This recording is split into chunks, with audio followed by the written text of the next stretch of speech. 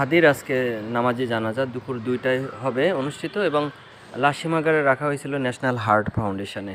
গতকাল সিঙ্গাপুর থেকে যে এয়ারলাইন্স নিয়ে আসছিল সেটা হচ্ছে আপনার অ্যাম্বুলেন্স এয়ারলাইন্সে এসে সন্ধ্যার 6:30টার দিকে আমাদের এয়ারপোর্টে নামিয়েছি। সেখান থেকে আমরা কফিনটা নিয়ে এসে রাখা হয়েছে বাংলাদেশের ন্যাশনাল হার্ট ফাউন্ডেশনে এবং এখান থেকেই দুপুর 2টায় আজকে নিয়ে যাওয়া হবে সোহরাওয়ার্দী উদ্যানে। ওখানে নামাজে জানাজা অনুষ্ঠিত হবে এবং সেখানে লাখো লাখো মুসল্লি, আমাদের প্রাণের ভালোবাসার মানুষ সবাই অপেক্ষা করছে এবং ওখানেই জানাজার পরে কবি জসিমউদ্দিনের পাশে তাকে দাফন করা হবে, এটাই ছিল সিদ্ধান্ত।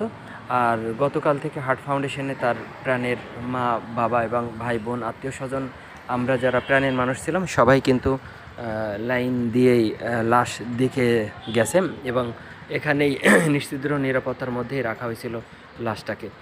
লাশিমাগার থেকে এখন দুপুর 2টার সময় নিয়ে যেয়ে জানাজা নামাজ অনুষ্ঠিত হয়ে হাদির দাফন করা হবে। দেশের একজন ভালোবাসার সৈনিক, দেশপ্রেমিক দেশ থেকে চলে গেছে, বাট আমরা রয়ে গেছি, আমাদের কাঁধে দায়িত্ব দিয়ে গেছে।